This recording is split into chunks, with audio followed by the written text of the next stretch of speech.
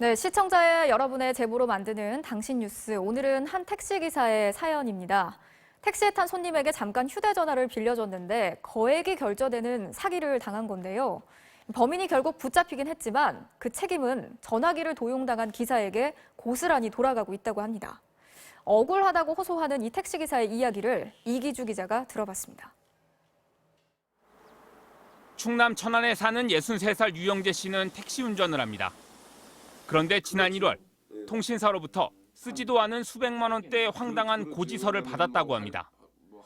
유 씨는 작년 말에 태웠던 수상한 손님을 떠올렸습니다. 젊은 사람인데 보통 자주 다니는 저게 그 거리가.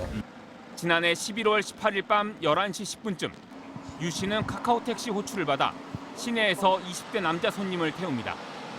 이 남성은 유 씨에게 가진 돈이 없어 친구를 불러내겠다며 휴대전화를 잠시 빌려달라고 요구했습니다.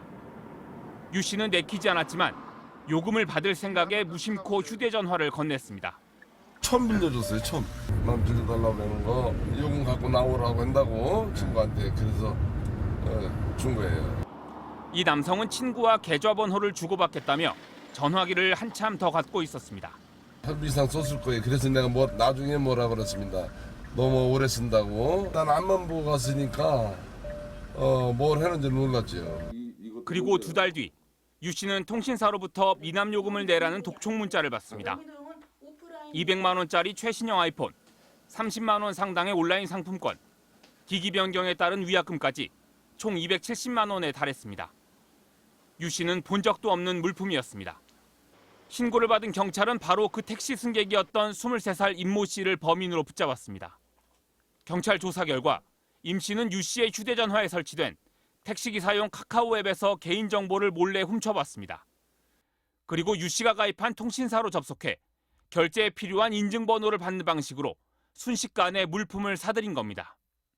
범행을 감추기 위해 그 자리에서 통신사가 보낸 알림 문자를 모두 삭제하고 해당 번호는 수신 거부로 등록해놨습니다. 이 과정은 단 8분 만에 이루어졌습니다. 임 씨가 휴대전화 조작에 능숙하지 않은 고령의 택시기사만을 골라 여러 차례 범행을 반복한 결과입니다. 카카오톡을 이용해서 사전 정보를 기사 정보라든가 이런 걸 활용해가지고 미리 준비해서 바로 실행하기 때문에 범행은 10분 이내에 끝낸 것으로 이렇게 파악되고 있습니다. 그런데 임 씨를 잡았다고 문제가 다 해결된 건 아니었습니다. 피해자 유 씨는 경찰 수사 결과를 근거로 범죄 피해로 발생한 미납 금액을 취소해달라고 해당 통신사에 요구했습니다. 그런데 통신사 측은 휴대전화를 빌려준 건 택시기사의 잘못이고 온라인 거래는 정상적으로 이루어졌다며 피해를 보상해줄 수 없다는 입장을 내놨습니다. 유 씨는 주민번호와 6자리만으로 쉽게 물품을 사도록 해놓은 통신사의 시스템이 너무 허술한 게 아니냐고 하소연합니다.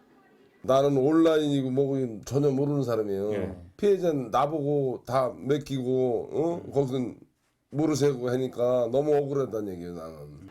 휴대전화로 택시 배차를 받아야 하는 처지에 유 씨는 통신사 서비스마저 해지당하진 않을지 전전긍긍하고 있습니다.